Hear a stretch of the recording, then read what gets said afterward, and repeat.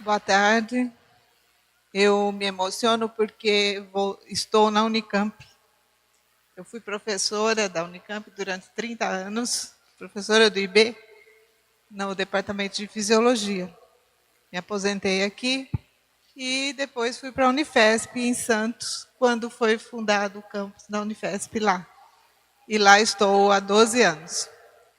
Então, o que eu vou mostrar para vocês hoje é um pouco dessa minha trajetória, estudando o estresse e a minha iniciação na yoga, como o yoga se relaciona com o estresse, como ela tem sido usada para o controle do estresse e os dados, poucos dados que nós já temos na literatura a esse respeito. É uma responsabilidade enorme estar aqui agora falando para vocês, depois de duas pessoas tão importantes e tão brilhantes. Bom, acho que a gente pode começando falar um pouquinho do estresse. Todo mundo já ouviu essa palavra, já usou essa palavra. Estresse é uma palavra que se tornou bastante popular, né? E é muito comum as pessoas dizerem estou estressado, né? Ou também é muito comum uma pessoa que vai ao médico com uma série de sintomas e ouve do médico, isso não é nada, é só estresse. É, é, é só estresse, mas controlar o estresse, conviver com o estresse, manejar o estresse é muito complicado. E a gente vai ver isso hoje, se o computador deixar. Mas o conceito a palavra estresse, ela é muito antiga, né? Já antes de Cristo, ela era usada com o sentido de alguma coisa que encabresta, um cabresto mesmo, alguma coisa que sufoca, né? Alguma coisa que angustia. Mas o conceito de estresse, como nós vemos hoje, ele foi proposto em 1936, né, então, na década de 30 do século passado, por um cientista húngaro, o Hans Selye, que pela primeira vez usou o termo estresse com o significado que a gente tem hoje. E ele não só usou esse termo com esse significado, mas ele elaborou uma teoria completa a respeito do estresse. E a teoria do Selye, ela foi tão bem sucedida que até hoje, muito pouco do que ele propôs ou do que ele elaborou na época foi contestado. Então, desde então, a gente vem, a gente não, né, os cientistas vêm estudando a teoria do estresse e quase tudo que Selye propôs foi confirmado.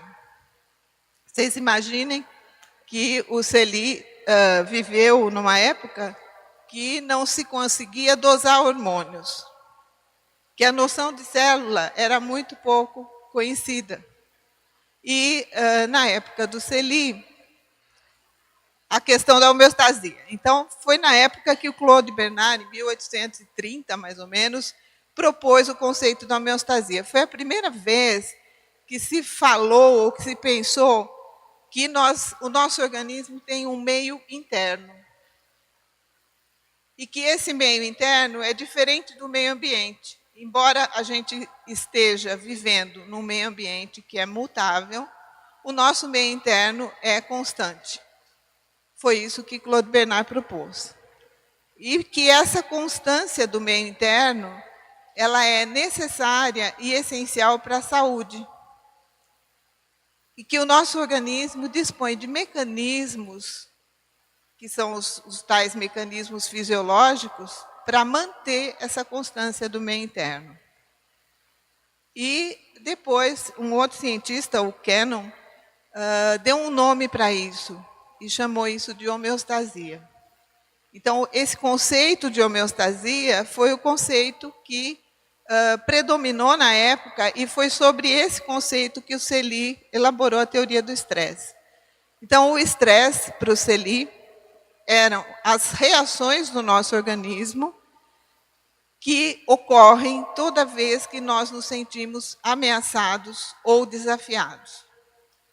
O Celi era um endocrinologista e ele passava visita no hospital. E ele começou a observar que todos os pacientes graves apresentavam características muito semelhantes, independente de qual era a doença. E, a partir daí, então, ele elaborou essa teoria do estresse com base num conceito de inespecificidade, ou seja, qualquer que seja a ameaça ou o desafio, o meu corpo reage da mesma forma. E o meu corpo reage dessa forma, proporcionando condições para que a gente enfrente a tal situação, ou fuja dela. E aí surgiu o conceito de reação de luta ou fuga. Então, eu preciso, toda vez que eu sou desafiado ou que eu me sinto ameaçado, o meu organismo, nosso organismo, reage dando condições ou dando suporte fisiológico para que o sujeito possa lutar ou fugir. Que suporte é esse? Ele vai mobilizar substratos energéticos que vão garantir, então, os nutrientes necessários, as condições necessárias para que eu possa lutar ou fugir. Nos dois casos, eu tenho sempre ativação de alguns sistemas fisiológicos. E que isso ocorre, quando essa reação é muito intensa, isso vai sempre desencadear uma resposta igual. Tanto esse conceito de inespecificidade quanto o conceito de homeostasia foram depois contestados. E mais recentemente, um grupo do NIH, liderado por um cientista chamado Bruce McEwen, propôs que, na verdade, a constância do meio interno não existe. O nosso meio interno não é constante. Muito pelo contrário, ele varia. Só que existem alguns parâmetros, alguns parâmetros que são constantes. Vamos ver se a gente retoma. Aí está uma foto do Celi, para vocês conhecerem, já mais velhinho. Mas, então, o Celi, o conceito é que o estresse é o estado de ameaça real ou potencial à homeostasia. Não precisa ser uma ameaça real, pode ser uma ameaça potencial, ou seja, eu acho que eu estou sendo ameaçada. E essa ameaça pode ser a minha integridade física ou emocional. Não tem que ser necessariamente física.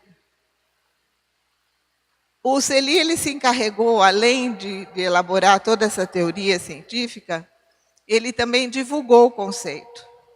E ele teve tanto sucesso nisso, que a palavra estresse hoje existe em todas as línguas. E com esse significado, até em português, Só com a diferença que em português é estresse. Então, como eu vinha dizendo, esse grupo liderado pelo McEwen propôs que, na verdade, não existe constância. Existe constância de apenas alguns parâmetros. Por exemplo, glicemia. E, de fato, nem glicemia é constante, porque ela oscila dentro de uma estreita faixa, mas ela oscila. Mas, para que a glicemia seja mantida dentro dessa faixa, outras coisas têm que variar no nosso organismo. Por exemplo, secreção de insulina e glucagon. Um outro exemplo, temperatura corporal. Agora está todo mundo morrendo de calor, a nossa temperatura interna, ela não muda, mesmo que a temperatura ambiente varie muito. Então, aqui, nós estamos numa situação de calor intenso, mas a nossa temperatura corporal é 36,5, a nossa temperatura interna.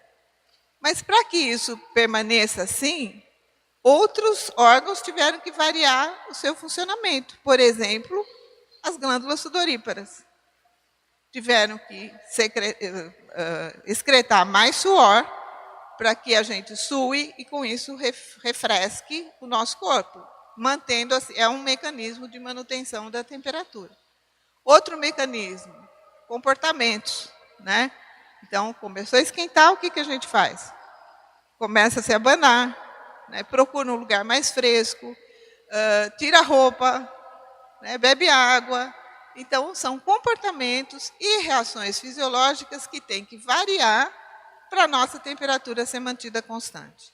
E, com isso, então, esse grupo do McEwen definiu alguns parâmetros que são mantidos constantes ou variando dentro de uma pequena faixa.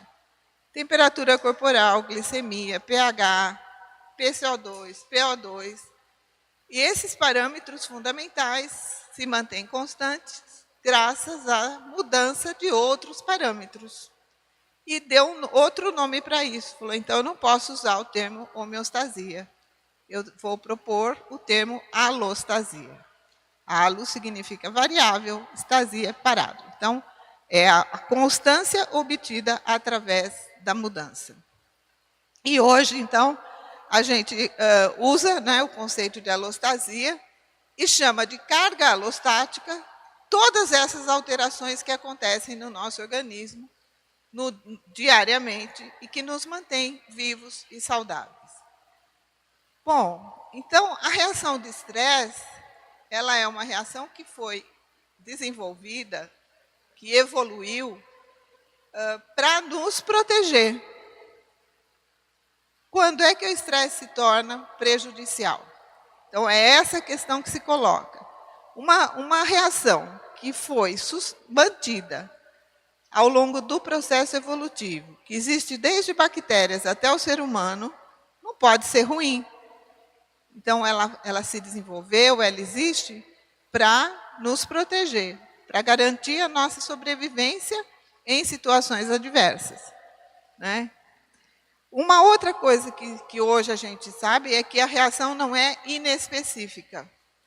Então, ela pode ser modulada por vários fatores. Nós temos aqui, do lado esquerdo de vocês, da figura, múltiplas influências que vão determinar como vai ser essa reação. Então, o sexo, as mulheres têm uma reação mais intensa e mais duradoura do que os homens, quando submetidos ao mesmo agente estressor. A idade, a nossa experiência prévia, a genética, enfim, N fatores vão definir as características da reação de estresse. E ela também tem muitos mediadores. Então, na verdade, cada vez que somos submetidos a um estresse, um coquetel de neurotransmissores e hormônios vai ser liberado. E a composição desse coquetel varia e é modulada por esses diferentes fatores. Passa o próximo, por favor. Então, hoje, o que se tem como definição de estresse? Que ele é a resposta fisiológica e comportamental desencadeada pela percepção cognitiva de ameaças à integridade física ou emocional, com características de incontrolabilidade e imprevisibilidade. Então, o fato de ser uma situação incontrolável ou imprevisível é que vai determinar se o estresse vai ser prejudicial ou não para o meu organismo. Em geral, quando a gente perde o controle da situação e quando a gente não pode prever quando aquela determinada situação vai ocorrer, é que essa reação se torna prejudicial. E quando ela é crônica ou repetitiva. Tá? Lógico que nós temos reações do nosso organismo que vão acontecer no dia a dia que não são estresse, que são reações normais do organismo e que não vão nos prejudicar, ao contrário, vão permitir a nossa sobrevivência. Pode passar o próximo, por favor? E o que é o estressor? É o estímulo que provoca essa reação, né? E sempre com o objetivo de nos capacitar e de nos permitir adaptação a essa situação. Então, um exercício físico, por exemplo, né, ele pode ser considerado como estresse. Por quê? Porque está desafiando a nossa homeostasia, está desafiando o nosso organismo. Mas ele vai depois, então, nos levar para uma outra situação, para uma outra condição fisiológica que pode ser benéfica. Em geral, o que se objetiva com o exercício físico, com o treinamento, com a prática, é a melhora da nossa condição física, né? O exagero pode levar ao desenvolvimento de doenças. Vocês sabem bem disso, né? Bom, então, se chegou à conclusão que o nosso organismo disporia de um sistema de estresse. À semelhança do sistema cardiovascular, do sistema respiratório, haveria um sistema de estresse, ou seja, um conjunto de órgãos que são sempre ativados quando a reação de estresse é desencadeada. E, então, esse sistema de estresse, ele teria componentes centrais, localizados no sistema nervoso central, e componentes periféricos. Entre os componentes centrais, nós temos o núcleo paraventricular do hipotálamo, que libera o hormônio liberador de corticotrofina, o CRH, e outro hormônio, a arginina vasopressina, o CRH ativa a adenohipófise, que libera o ACTH, que ativa agora uma glândula chamada suprarrenal, periférica, portanto, e a suprarrenal libera glicocorticoides, cortisol em humanos, que é um dos hormônios considerados hormônio do estresse. Além disso, neurônios noradrenérgicos no locus cerúleus, né, no bulbo na ponte, vão ativar o sistema nervoso simpático. Então, esses dois ramos seriam os principais responsáveis por desencadear a reação de estresse. Os cientistas sugerem a participação de outras regiões do sistema nervoso central. Então, o sistema límbico, né, o sistema mesolímbico dopaminérgico, que está relacionado com a emoção e com a recompensa. Regiões relacionadas com medo e raiva. E também o núcleo arqueado do hipotálamo. Então, essas regiões, elas fariam parte do sistema de estresse. E, o próximo, por favor. Nós teríamos os componentes periféricos, principalmente a glândula suprarrenal e o sistema nervoso simpático. Passe o próximo, por favor.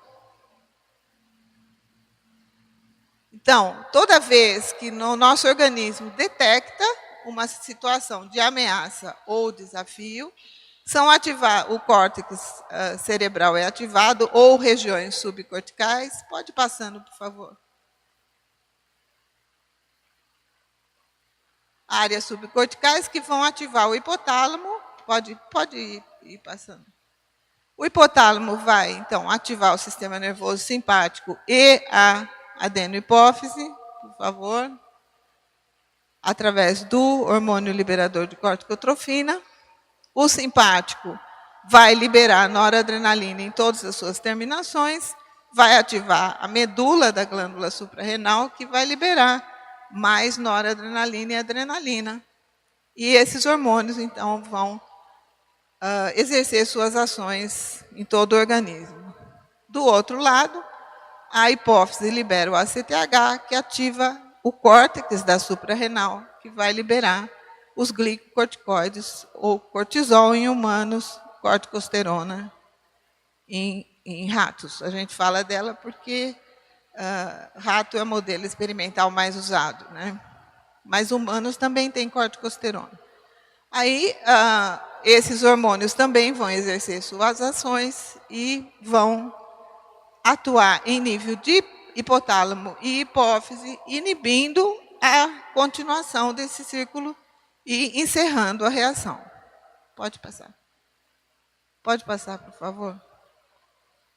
Exercendo aí um feedback negativo e encerrando a reação de estresse.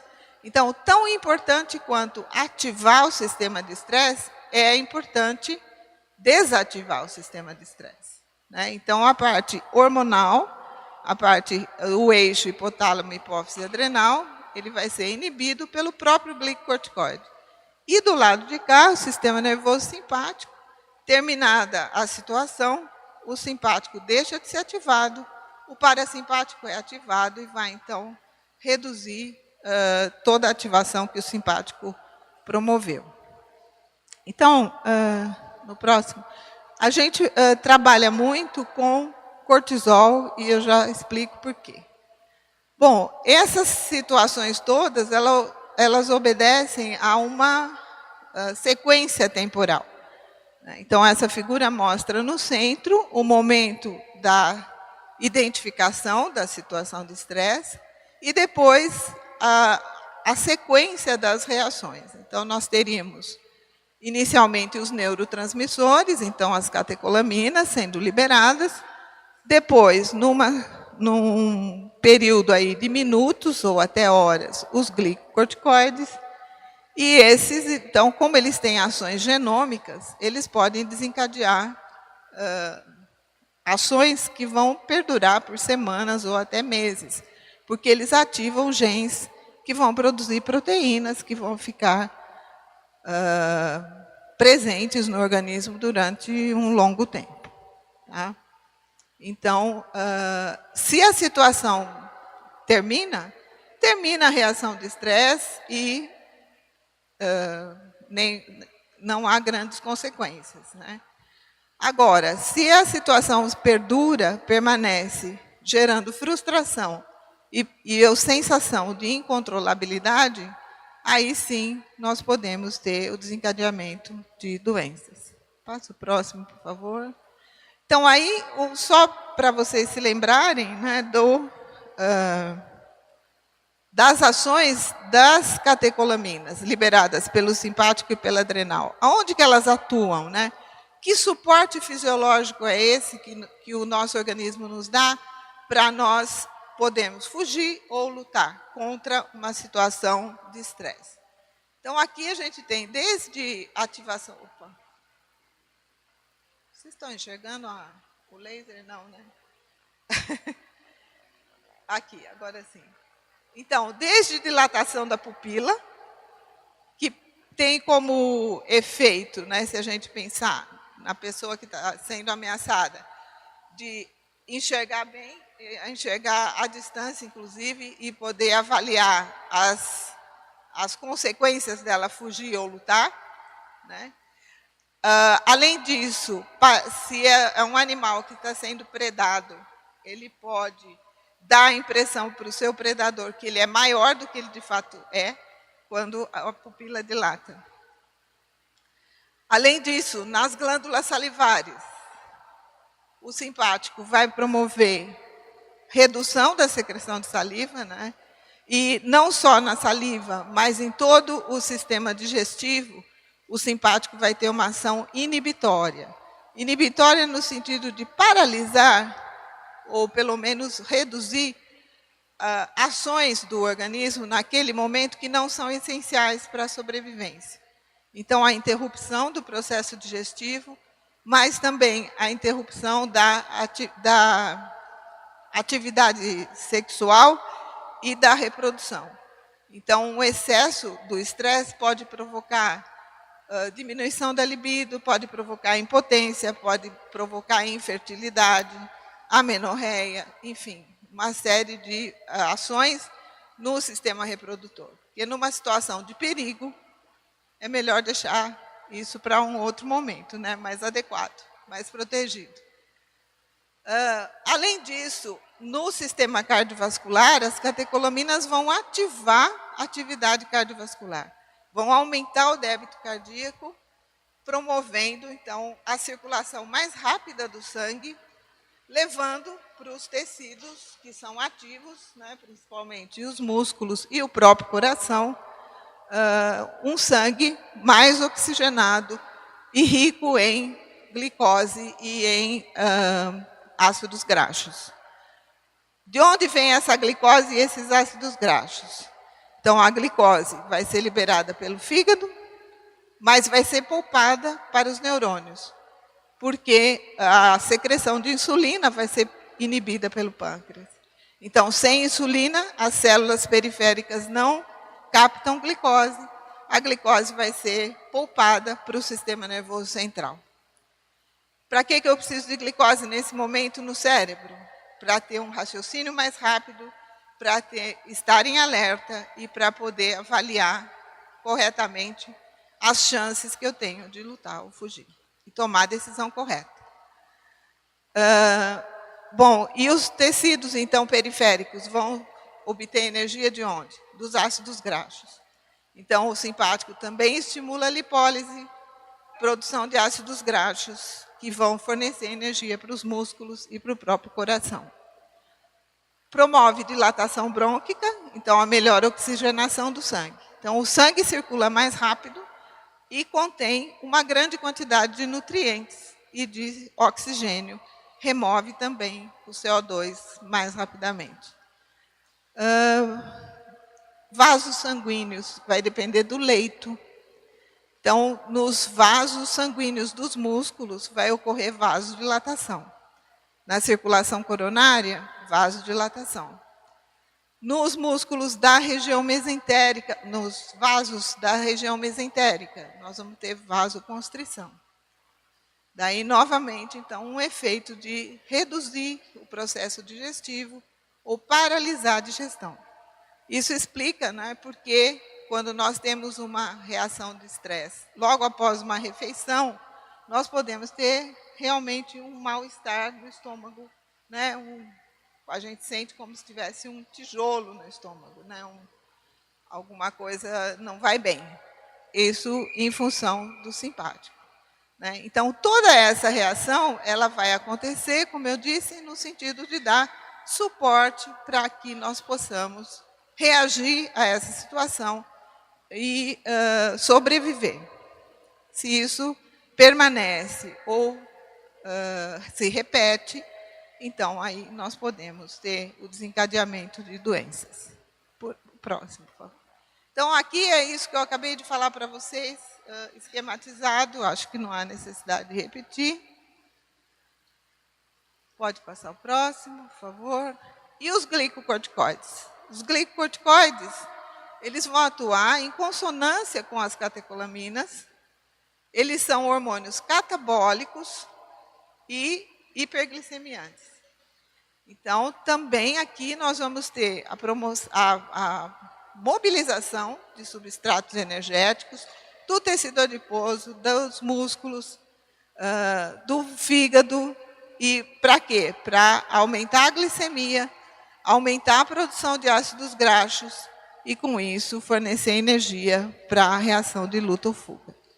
Glicocorticoide tem um probleminha, né? Ou não, probleminha dependendo do quanto se tem o glicocorticoide alto. Ele é um imunossupressor e anti-inflamatório. Então, por isso ele é usado, né, como terapia de várias doenças inflamatórias e autoimunes. Ele é usado também em pessoas que sofreram transplante de órgãos para evitar rejeição. Então, o glicocorticoide dá essa proteção, mas em excesso, ele nos torna vulnerável à ação de agentes infecciosos. Então, o excesso de glicocorticoide pode levar a doenças que podem levar o sujeito à morte. O próximo, por favor. Bom, então aí vem de novo a questão, né? O estresse é bom ou é ruim? Quando que ele se torna ruim? Já que ele se desenvolveu para garantir a nossa sobrevivência. Passa o próximo, por favor. Então, o Sapolsky, que é esse cientista que vocês veem a foto ali, da Stanford, ele diz o seguinte, mais um? Aí, que hoje nós estamos na era da biologia molecular. né, em biologia, em medicina, se fala muito em biologia molecular, mas que a maioria das nossas doenças não está relacionada a aspectos moleculares, e sim ao nosso estilo de vida. Então, é muito importante que a gente possa conhecer de que forma o nosso estilo de vida provoca estresse e como esse estresse pode levar a doenças. E eu acho que aí é que nós chegamos no objetivo da nossa palestra hoje, né? Que recursos que nós temos para modular o nosso estilo de vida de tal forma a ter menos estresse, ou pelo menos de manejar esse estresse e usar esse estresse a nosso favor, usar essa reação de estresse a nosso favor. E com isso, evitar as doenças. O Sapolsky diz o seguinte: nós vamos viver tanto tempo, né, a expectativa de vida aumentou tanto, que quase com certeza nós vamos adoecer e morrer já mais velhinhos por alguma doença relacionada ao estresse. E que doenças já foram relacionadas ao estresse? Quase todas.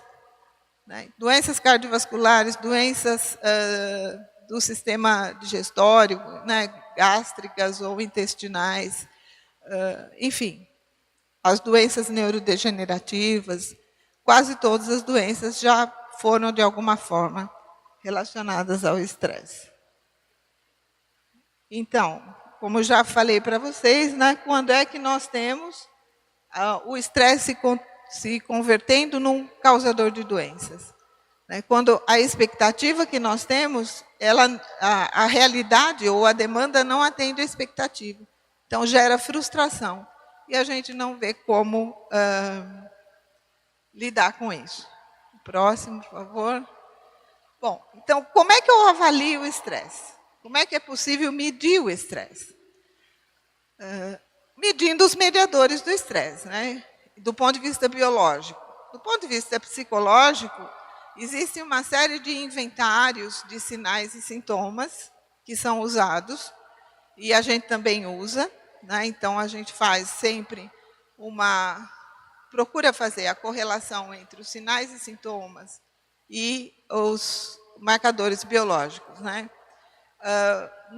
Os mediadores do estresse, a gente pode medir no sangue ou plasma, pode medir na urina e pode medir na saliva.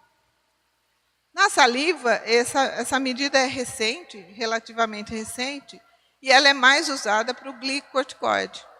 Por quê? O cortisol é um hormônio lipídico, lipofílico. Então, ele transita livremente pelas membranas. Então, a concentração de cortisol na saliva é proporcional ao cortisol livre no sangue.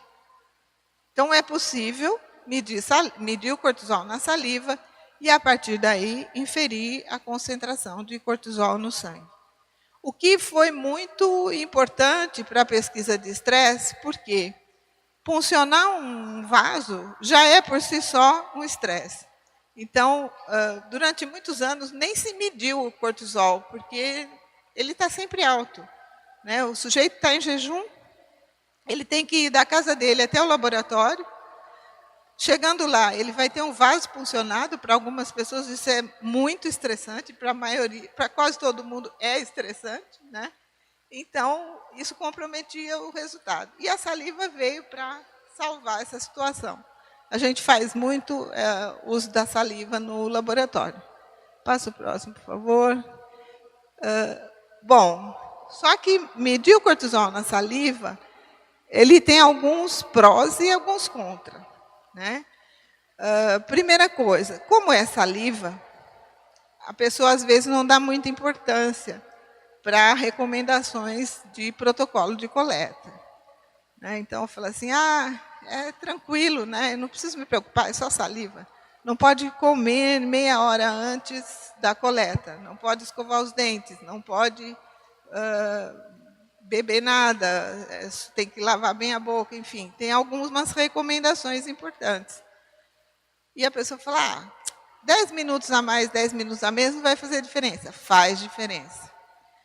Faz diferença se ela tiver um machucadinho na boca, que contamina a saliva com sangue, porque a concentração na saliva é de 5 a 10% da concentração no sangue. Então, uma gotinha de sangue pode mostrar para a gente um cortisol muito alto e, na verdade, ele não é tão alto. Quando a gente faz também a medida do cortisol, a gente tem que considerar que ele obedece a um ritmo circadiano. Então, o cortisol, ele tem o seu maior concentração plasmática no horário que nós estamos acostumados a acordar, um pouquinho antes disso. Há um pico da secreção de cortisol. Para que serve esse pico do ponto de vista fisiológico? Para garantir a nossa glicemia no momento em que nós estamos em jejum. Nós estamos há 8, 10 horas sem nos alimentar, porque estávamos dormindo. Né? Se eu não tivesse o cortisol, a minha glicemia ia lá embaixo. Então, esse pico de cortisol, imediatamente antes de acordar, ele é importante para isso. Então, quando eu vou medir o cortisol na saliva, o que a gente pede para o sujeito? Você acordou, passa uma água na boca, não escova os dentes e coleta a saliva. Depois vai haver um pico de cortisol, um outro pico em cima desse aqui, cerca de meia hora depois que a pessoa acordou. Então, você vai coletar saliva imediatamente após acordar e meia hora depois. Aí a pessoa fala, bom, tem que esperar meia hora, não posso tomar café, não posso escovar dente, não posso fazer nada, vou dormir de novo. Dorme de novo, acorda, coleta, estragou tudo. Não pode. Então, existem alguns truques, né, e algumas precauções que a gente precisa tomar com o cortisol na saliva. Mas é uma medida que vale a pena. Próximo. Aí tem a questão dos prós e contras. Existe um dispositivo que facilita a vida, que é o Salivete, né, que foi desenvolvido para isso. É um rolete de algodão dentro de um tubinho, que vai dentro de um outro tubo, que facilita a coleta e depois a extração da saliva. Passa o próximo, por favor. E aí, uma outra dificuldade, então, que nós tínhamos, é que o sujeito ele tem que se manter em jejum entre a primeira coleta e a segunda. E nós estávamos na época, isso aqui foi lá por 2000 e pouco, tentando avaliar o cortisol em atletas. E atleta, puncionar vaso, nem pensar, né? Puncionar a veia do atleta, nem pensar. Durante a competição, então, jamais. E a saliva salvava a nossa vida. Só que eles tinham que ficar em jejum meia hora depois que acordou. E eles ficavam desesperados para comer e ir para o treino, ou ir para a competição. E aí falamos, bom, vamos testar se de fato a pessoa tem que se manter em jejum nessa primeira meia hora. E o que nós fizemos foi oferecer para o atleta uma refeição rica em lipídio, outra rica em proteína e outra rica em carboidratos, em dias diferentes. E um dia ele se mantinha em jejum. E o que nós vimos aqui foi que, de fato, existe um aumento do cortisol meia hora depois que ele acorda, só que o aumento é maior quando ele ingere uma refeição rica em lipídio. Então, de fato, ele pode se alimentar, mas desde que a refeição não seja rica em lipídios. E isso facilita a nossa vida quando a gente trabalha com atleta. Né? Esse trabalho foi feito no Santos Futebol Clube e com os atletas juniores que moram lá. Então, foi relativamente fácil controlar para ver se os horários estavam sendo respeitados e as condições todas estavam sendo respeitadas. É o trabalho do Derlei, foi a tese dele, de mestrado. Próximo, por favor. Aqui mostrando, então, no slide anterior, né, a modulação do cortisol pelo tipo de alimento, e aqui, a modulação do cortisol pela expectativa em relação à situação. Isso aqui esse trabalho mediu o cortisol em atletas de biribol. Vocês sabem o que é biribol? Não, é um jogo que foi criado no estado de São Paulo, no interior do estado. Ele é feito na piscina, é quase parecido com o vôlei, só que dentro da água. Então, são 2 times, tem uma rede e é quase um vôlei. E aqui nós temos dois times, né? Um time da série A e um time da série B, jogando biribol. E o que a gente vê? Isso aqui é antes do jogo, isso aqui é depois do jogo. Antes do jogo, depois do jogo. O time da série A, ele estava disputando a liderança do campeonato. E o time da série B já tinha sido classificado. Então, a expectativa, né, ou a sensação do desafio modulando o cortisol.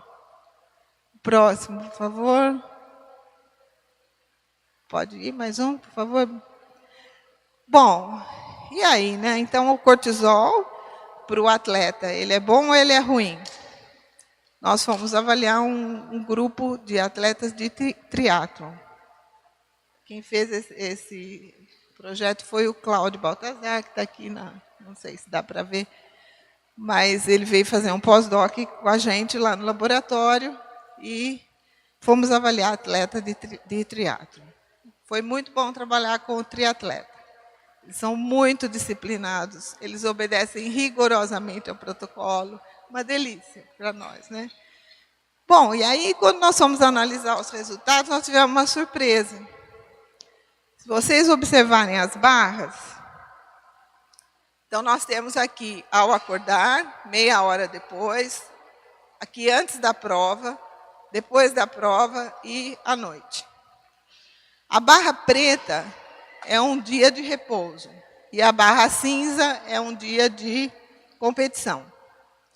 Então, lógico, como esperado, né, no dia da competição, o cortisol está mais alto, quando ele, meia hora depois de acordar, e antes da prova também. E, próximo, por favor. Quando nós fizemos a correlação entre o nível de cortisol e a classificação na prova, nós tivemos uma surpresa. O melhor classificado era o que tinha o cortisol mais alto. E aí, então, para o triatlon, é bom ter o cortisol alto? Parece que sim. Por que será? Triatlo exige a mobilização de uma quantidade tremenda de metabólitos, né? Então, o cortisol contribuindo para o melhor desempenho. Foi essa a linha que nós fizemos a discussão do trabalho. O trabalho está publicado e foi uma novidade para nós. Agora vamos para o basquete. Próximo, por favor. No basquete a coisa não é bem assim, né? Então a gente tem aqui um time de basquete que foi avaliado em todos os jogos, desde o primeiro turno do campeonato até o segundo turno do campeonato. Então vocês vejam que no primeiro jogo o cortisol está lá em cima. Esse time foi perdendo todos os jogos. Então o cortisol foi caindo. Ó. Então, aqui parece que para o basquete, né, cortisol é melhor, não é melhor cortisol muito alto. Próximo, por favor. Eu estou passando rápido aí, porque o interesse de vocês é da yoga, né? E já está acabando o meu tempo. Aqui é a relação entre nível socioeconômico e cortisol, que é uma coisa que quem vai avaliar cortisol precisa prestar atenção. Por quê? O nível socioeconômico influencia a quantidade de cortisol. Quanto mais baixo, maior cortisol. E maior a susceptibilidade a doenças. Então, isso é comprovado em muitos países. E no Brasil, a gente fez esse trabalho aqui em Campinas. Né? Fizemos a avaliação numa favela, aqui próximo da Unicamp, e sujeitos de classe média. E a gente viu que há uma correlação inversa entre renda e cortisol. Próximo, por favor. Então, quando forem avaliar, tem que levar isso em conta. Pode passar o próximo. Acho que pode passar esse. Quanto tempo eu tenho mais? 15? Ah, então dá tempo, dá tempo. Esse aqui é um outro trabalho que eu quero mostrar para vocês, porque ele também nos mostrou que em algumas situações em que a gente espera cortisol alto, ele está baixo. É o caso da endometriose.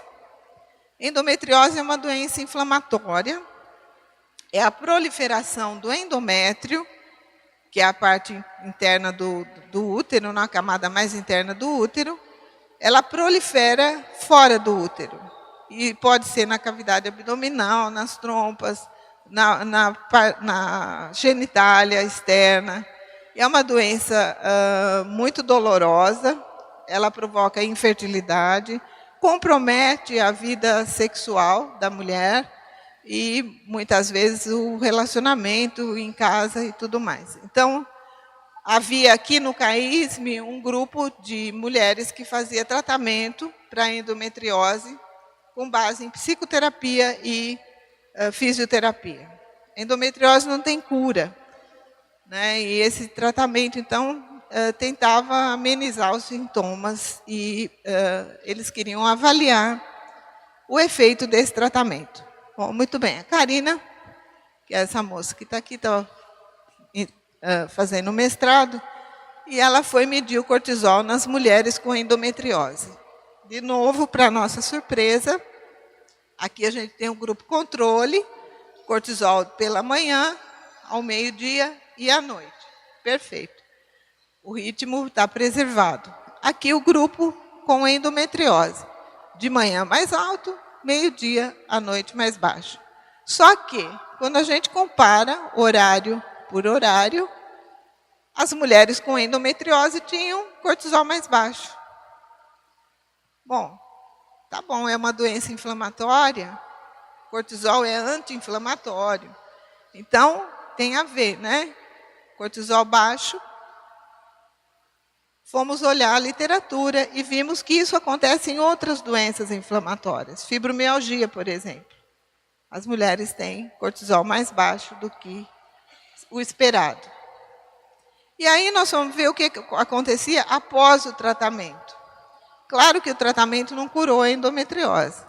Eram algumas semanas de tratamento. Mas houve uma recuperação dos níveis de cortisol. Então, essas mulheres ganharam cortisol pela manhã. Então, esse valor que estava mais baixo aumentou. E houve uma correlação positiva com um aumento de vitalidade. Então, elas se sentiam menos cansadas, menos fadiga, com a recuperação do cortisol. Então, aí a pergunta que a gente faz de novo, né? Cortisol alto ou baixo? O que é melhor ou o que é pior? O melhor é cortisol normal. Vamos para a próxima, por favor. Bom, e aí? Como que as práticas corporais vão interferir com o cortisol? Quer dizer, será que existe alguma relação, né, entre essas práticas com o objetivo de melhor qualidade de vida, alterar algum parâmetro fisiológico? E aí eu fui, quando a Paula me convidou para estar aqui, eu fui estudar o assunto, que era uma coisa que eu não conhecia. E eu encontrei muita coisa com mindfulness. E aqui eu trouxe um só exemplo para mostrar para vocês, né, que esse trabalho, eles verificaram que a prática, né, da atenção plena reduz a ansiedade. Então, aqui é antes da prática e aqui depois da prática. Então, há uma redução da ansiedade. Há uma alteração da atividade cerebral. Então, há uma assimetria da atividade cerebral. Aqui, mostrando. A produção de anticorpos contra o vírus da influenza aumenta. E aqui a mesma coisa, uma correlação, então, entre a assimetria, né, da atividade cerebral e esse aumento da produção de anticorpos. Então, mostrando que, de fato, né, a prática de mindfulness pode alterar, sim, parâmetros fisiológicos. E o próximo, por favor. Aqui nós temos a yoga. Esse trabalho foi feito por um grupo. A Rocha é uma aluna de mestrado da professora Alessandra Ribeiro, que hoje está na Unifesp, mas nessa época ela estava no Rio Grande do Norte. Então, eles avaliaram, né, 36 homens entre 20 e 40 anos que praticavam yoga, fizeram, né, a yoga durante 4 vezes por semana, durante um período, acho que eu esqueci de marcar aqui quanto tempo. E um outro grupo que fazia outro tipo de exercício. Eles observaram uma redução da ansiedade no grupo yoga, uma redução da depressão, do índice de depressão, avaliado por questionários, e uma redução do estresse, avaliado por um inventário de sinais e sintomas de estresse da professora Marilda Lippe, que é um inventário muito usado pelos psicólogos. Então, mostrando que, de fato, né, havia um efeito, sim, da yoga melhorando esses parâmetros. Vai próximo. Aqui o cortisol, então mostrando que no grupo que fez outro tipo de exercício, aumentou o cortisol, esse aumento é significativo, e no grupo yoga reduziu o cortisol. Tá? Pode ir para frente. Reduz, então, o score. Opa, não, volta um pouquinho. Reduz o score na escala de estresse. Reduz. Isso aqui é um grupo. Espera aí um pouquinho. Não, acho que eu fiz uma bobagem aqui. Não é esse aqui, não. Bom, isso aqui vocês esquecem, tá? Isso aqui é do outro trabalho. Melhora a memória de curto e de longo prazo. E a conclusão que eles tiraram foi que a prática regular de yoga melhora aspectos de cognição e qualidade de vida em indivíduos saudáveis. Próximo. Aqui é um outro trabalho que foi feito pelo Janir Batiste, orientado pela professora Dora Cassis, que é aqui do IB, com 22 voluntários, 7 dos quais homens, 6 semanas de prática de yoga, 2 vezes por semana, e pode ir. Houve uma redução dos scores de estresse, no questionário de estresse percebido, da irritabilidade, da tensão, fadiga, medo e ansiedade, que são domínios desse questionário. E houve uma alteração também dos níveis de cortisol. Né? Então, passo próximo. Aqui mostrando que... Passo próximo, por favor. A prática de yoga tântrica induz produção mais alta de cortisol de manhã e menor produção à noite. Comer um pedaço. E eles consideram que isso é melhor, porque de manhã você precisa do cortisol para suas atividades diárias e à noite não precisa. Ele desconfigurou um pouquinho. Esse é um outro trabalho também da professora Alessandra Ribeiro, né, mostrando, também usando aqui a yoga, um N de 40 indivíduos, comparando com o grupo que faz exercícios 2 vezes por semana, 12 semanas. Ou então um grupo controle, com N de 19, que faz outro tipo de exercício. Né? E ela observou uma redução dos índices de depressão, uma melhora da qualidade de vida, reduz FSH e LH. O cortisol não se alterou, segundo ela, e igual à ansiedade. E o exercício, outro tipo de exercício, não altera esses parâmetros. Pode passar, por favor. Conclusão. A yoga promove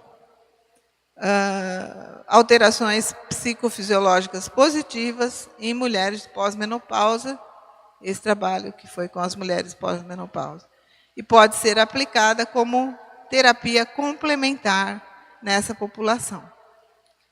Para o próximo. Esse é um trabalho de um grupo que não é brasileiro também, né, mostrando aqui uma redução no estresse percebido após a prática de yoga e alguns parâmetros, então, alguns domínios desse questionário de estresse percebido. Vamos para o próximo. Eu vou passar, então, porque não temos mais tempo. A gente fez uma avaliação do cortisol com alunos, com vestibulandos, correlacionou com o índice de aprovação e reprovação. Vimos que os que têm cortisol alto na hora do exame vestibular têm um índice de aprovação menor. Pode passar o próximo, pode passar. E hoje a gente tem no laboratório um projeto começando a ser desenvolvido, que é o uso do tango como tratamento adjuvante na doença de Parkinson, para ir analisando o cortisol e verificando os efeitos da prática da dança no Parkinson. Próximo. Bom, como conclusão, né, a gente pode dizer que o estresse pode estar associado ao hipo ou ao hipocortisolismo. Qual deles é mais patogênico? A gente não tem a resposta. A resposta de estresse é específica em nível molecular e inespecífica em nível sistêmico. A atividade do eixo HPA é modulada por características pessoais. A relação entre estresse, cortisol e doença é mais complexa do que a gente pensava. Ainda precisa ser muito estudada. E uma vez, né, que o estresse crônico pode eliciar tantas doenças diferentes umas das outras, o impacto, né, também varia amplamente. E os projetos futuros que serão realizados devem levar essa complexidade em conta. Pode passar. Cadê os meus alunos? Vai mais um? Não, meus alunos sumiram da figura, mas eu quero só, mais uma vez, agradecer. Esses trabalhos todos foram feitos por uma equipe que hoje trabalha comigo lá na Unifesp. Nós temos hoje 2 pós-doutorandos que estão comigo, uma desde o mestrado, continua lá, uma outra que chegou o ano passado. Nós temos agora 2 alunos que acabaram de entrar no mestrado, atualmente não tem nenhum doutorando, mas a equipe está realmente bastante ativa, bastante produtiva. Nós temos colaborações com várias pessoas no Brasil, ex-alunos meus ou não, na Federal de Minas Gerais, na Federal de Santa Catarina. Enfim, a gente está conseguindo montar lá em Santos uma estrutura muito boa de pesquisa, e o laboratório está às ordens. Nosso laboratório de biologia do estresse, na Unifesp, ali tem o meu e-mail, se alguém quiser entrar em contato, estamos às ordens, ou nos visitar, estamos às ordens. Muito obrigada.